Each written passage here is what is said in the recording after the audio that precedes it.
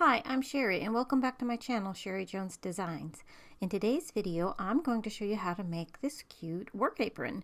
So first we start with a pair of jeans. I've got a pair of vintage Dickies here, but you could use any pair of jeans for this. I did notice that it wasn't that wide of a pair of jeans, so as long as it wasn't kids' jeans and you're making it for yourself, you probably have plenty. Here I've measured out the front as wide as I want my front piece to be, and here, unlike my other apron, you don't have to measure down to your waist. I just cut out as much usable material as I could out of the front of this pair of jeans, which is close to the very center of the crotch area. Before, the crotch has an angled seam. I didn't want that on the front, so I cut it out, and then I trimmed my pockets off. Now I wished, and after I did this, that I hadn't trimmed them all the way off, because I could have used the back side of the pockets for pencil holders. So that's something to consider if you're making this for yourself, that you might want to leave those, if it has deep pockets, you might want to leave them on and use those to stick pens or pencils into. Next, I'm going to split this pair of jeans from the inside seam all the way through. So I started on one side, I came clear up through the middle and clear back down the other side. My goal is to make large, like a large piece of fabric that I can use for the front of this apron.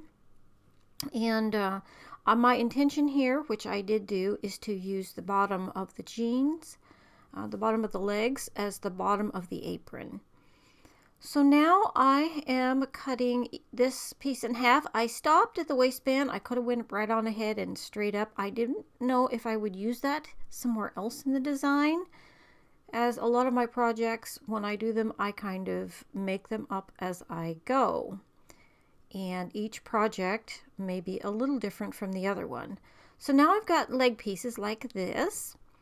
And of course the leg is flared up and out. So I'm going to come up about where it just starts to flare.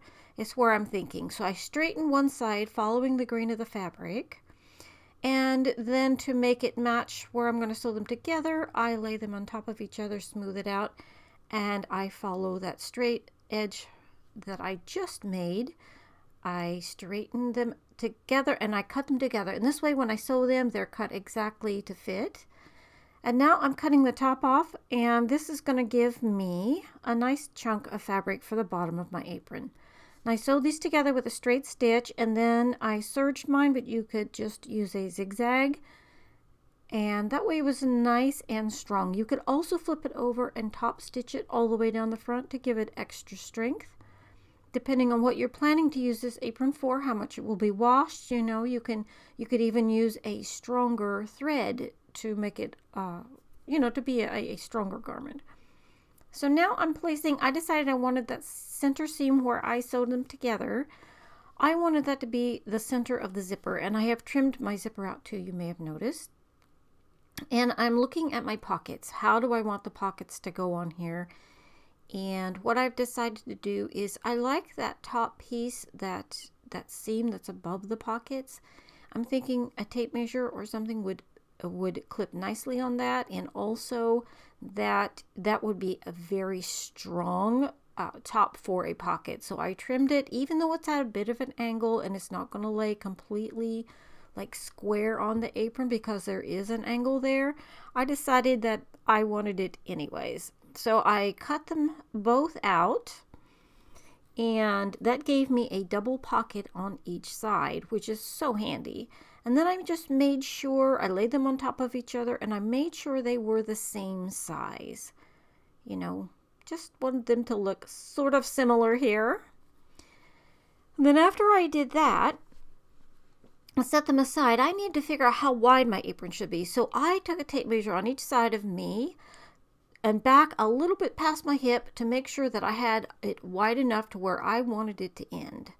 And then once I gathered that measurement, I transferred it to my fabric and I centered it over that seam so that I had the right width. And I marked it with some chalk, and those would be the ends to the sides of my apron.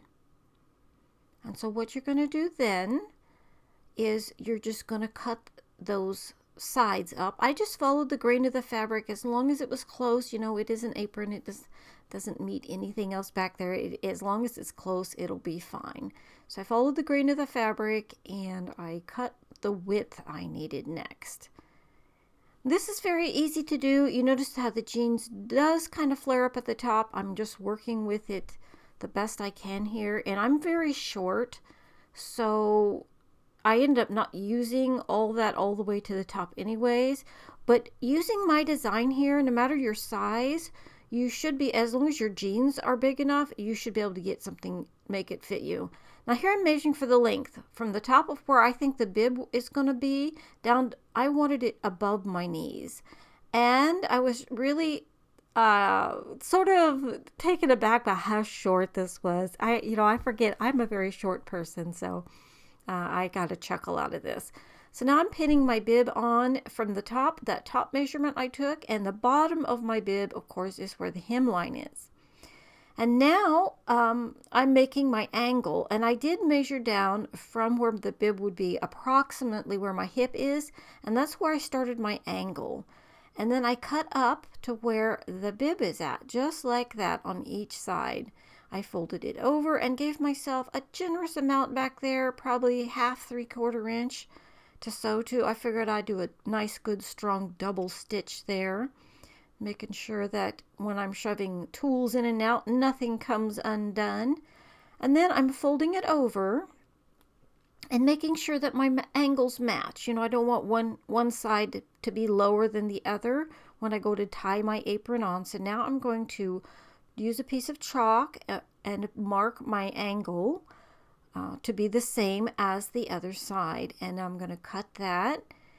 And, not hard to make, but oh, talk about useful. This apron is going to bless me for days and days to come. I'm very happy that I made it. It's my favorite apron so far that I've made. And now I'm going to attach the apron front to the bottom of the apron. And to do this, I used a single straight stitch there. And I flipped it over and I sewed it again down to give it a nice strong top stitch and make it lay nice and flat.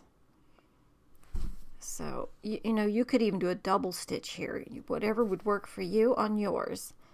Now, I serged the ends of mine and I turned them under 1/4 inch. You could just zigzag, or you could cut it a little wider and do a double turn. This fabric is so thick, I only wanted to turn it once. It feels almost like a tarp. It's very heavy. And so I turned it under about 1/4 inch. Just a nice turn, and I used a straight stitch and I stitched it down. I did this on both sides of the bottom of the apron. It gave me a nice finished edge that will wash and wear really nicely, and just made an overall nice appearance on this apron. And with jean material, your heavy jean material, you're probably only going to comfortably turn that over once as well. So I'm trimming my strings here and getting ready for the next step, which is a binding. Normally you make a bias tape on the bias. Well, I don't have a bias, so I'm just cutting a strip about 2.5. I actually think I would have been better with a little bit shorter, maybe a little bit narrower, I mean. But it worked out fine. This is somewhere around 2.5, 2 3/4, maybe even 3. But you just use a strip. You can practice, like how you would sew it on. If you could honestly get away with easily with a 2 inch or something like that. So if you ever look at bias tape, it's not very wide. And I did change the design of this mid sewing, but my original design was I was going to tie it behind my neck. But this fabric is so stiff, it literally was so uncomfortable and it stuck out straight. I was like, no, I'm not doing that. So what I did was I sewed these 3 strips together to make a long strip. And because my intention was that I would cut them in half, like I said, and tie them.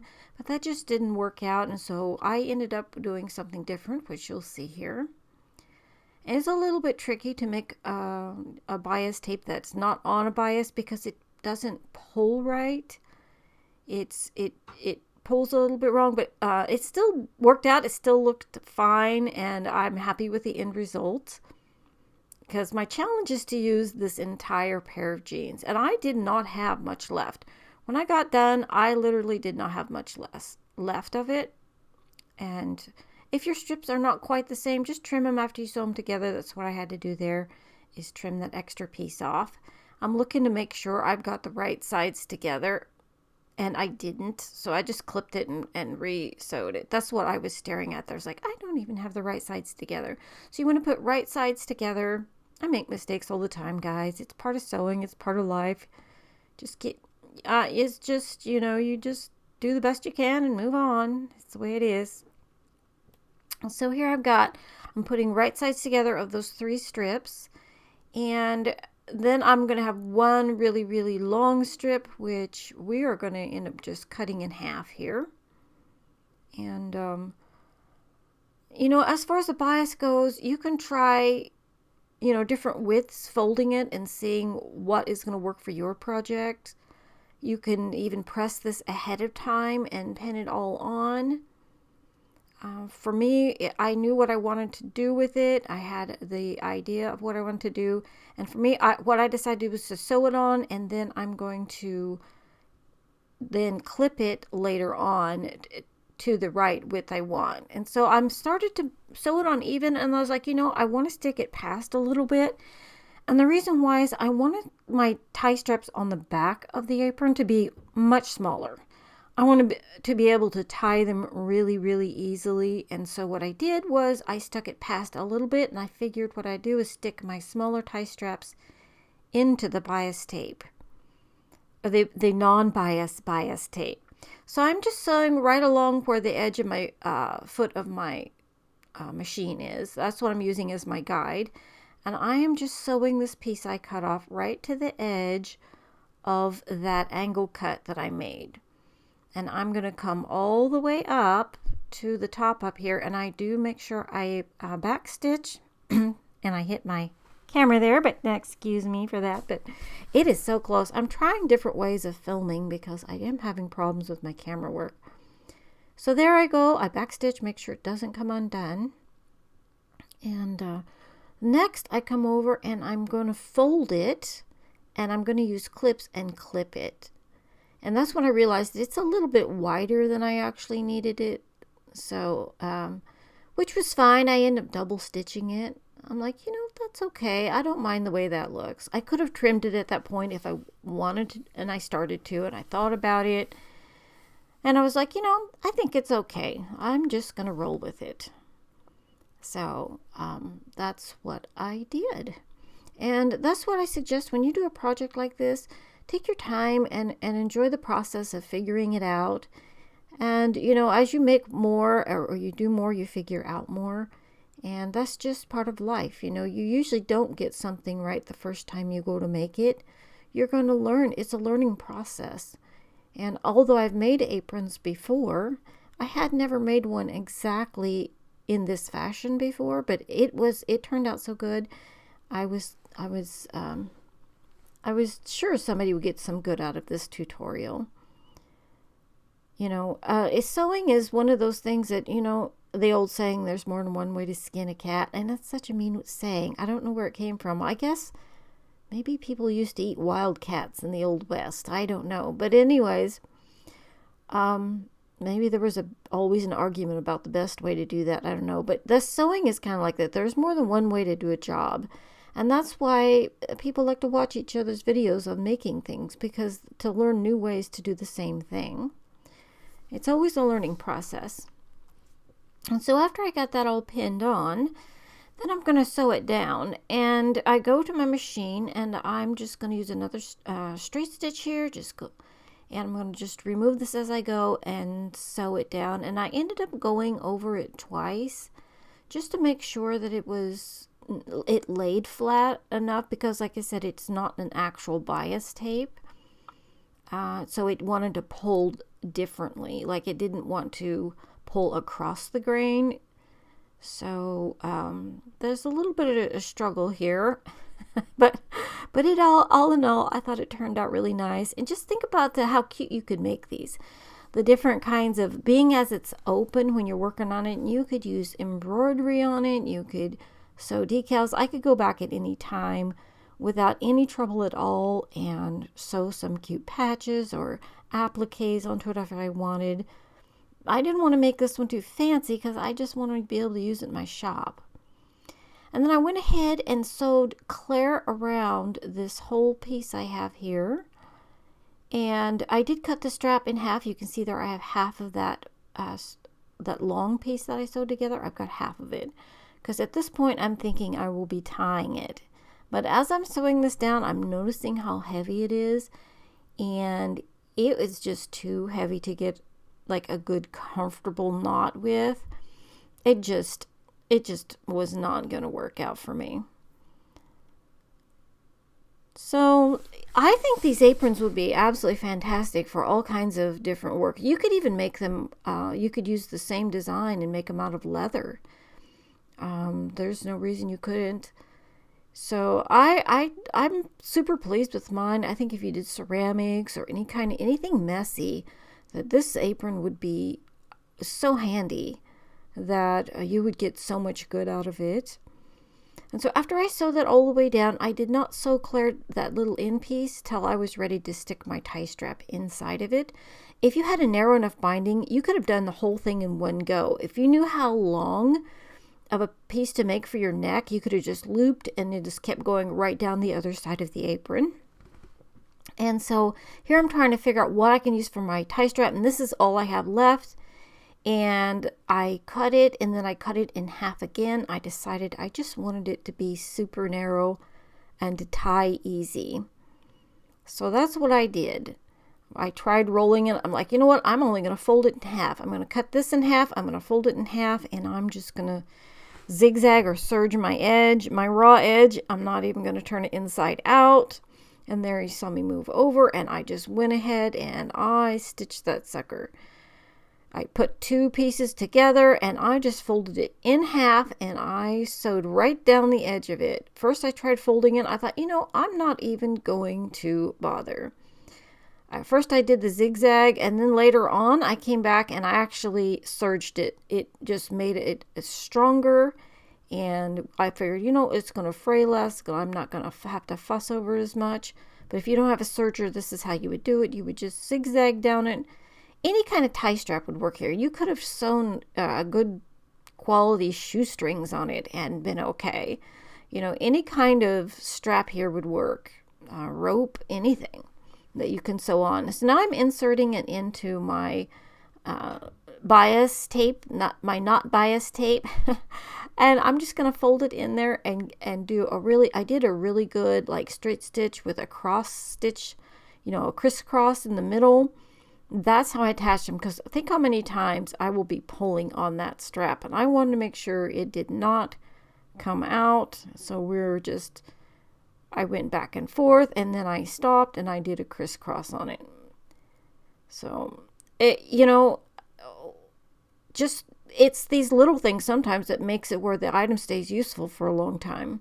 Now's the fun part. We're decorating. I'm like, which way do I want my angle to go? Because they're not square, because on the back of the jeans, that piece angled up. So the pockets and the if you notice above the pocket it's higher on one side than the other. But once I decided the direction I thought would be okay with me, I just pinned them in place, and I just left the raw edges. I could have serged them and stuff. But I was like, nah, I'm fine. I'm all right with this. And then I'm having fun. I cut that tie strap and I decided just to sew it at that length. And then I cut the extra length off, which gave me a really nice piece to use for my hammer holder. I was like, all right, we are talking now. We are got this going on. I am starting to see the end result coming to pass, you know, coming together before my eyes. And I'm quite chuffed with it, quite pleased. I'm like, oh, this will make a nice hammer holder. So I sewed that on. And, you know, if you have scissors or pruners in the garden you use, or you're a painter, you have paintbrushes you like to tuck in, you could customize this completely to work for whatever you do. And there I'm regretting cutting my back pocket out. And I'm trying to figure out, I want a pencil holder, and I had enough room up there for another little pocket. So I just cut out little pieces and made it all work and put it all together the way I wanted. And that was actually the fun part. To me, the base garment is always the challenge, and it's always the patches and the pockets and the appliques and the little frill you might add, or the little this or that. That is the fun part. It's like, decorating the cake after you get it out and it's cooled down, and then it's the fun part. So this didn't take me too long. I knew I wanted a pencil on one side, and I wanted it to be a little extra wide because carpenter pencils are extra wide, and I do use them sometimes. So I made one a little bit wider, and then the other one I made a little sort of short square pocket so that I could put, like little razor knife in it or something. And that bothered me that I had only white on one side of my seam there on the zipper. So I went ahead and did some white down the other side so it kind of balanced there. Which honestly, this material is so thick and so tough, I actually ended up breaking 3 needles on it, and one was my fault. I put in a needle that was too small. But I don't know what it was about that fabric, but it was a very, very tough fabric. I can see why people that work in factories or heavy conditions like that would want these type of jeans. They would last you a long time. You would not be purchasing these jeans over and over again. I like the way the zipper looked exposed. I also ended up trimming that flap up on top. I cut it out. But I just zigzagged my pockets on. I thought, oh, that's cute. And I could have used blue thread on it. It might have even looked better if I'd used dark blue. But the contrasting thread, I was fine with that. It had white thread on the back side of it. So I figured, well, you're going to see that when the apron's worn anyway. So I do like to turn the piece of a top pocket over so it's a little bit tougher. But then now I've got all my little pockets on. The only thing left to do is to trim my tie straps and trim my flap up. And we are done, guys. We have made us an apron. All right, guys, are you ready? Here's what we made. I loaded it up. I'm going to show you on the front here. I can put a little knife in there. Sorry about my microphone there. If you heard that, there's pencils. Imagine. This is going to be so handy. I'm so excited about this. I'm going to work on my shop today. So I'm going to be using this.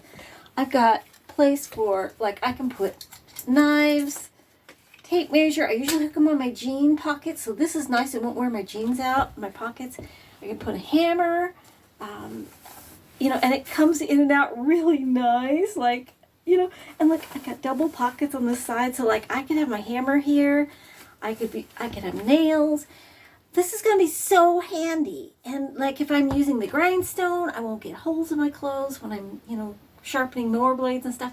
So guys, whatever you're into, ceramics, gardening, painting, you can make a custom one that holds your paintbrushes across the front. This is one pair of jeans. I'm really happy. I'm so happy with this.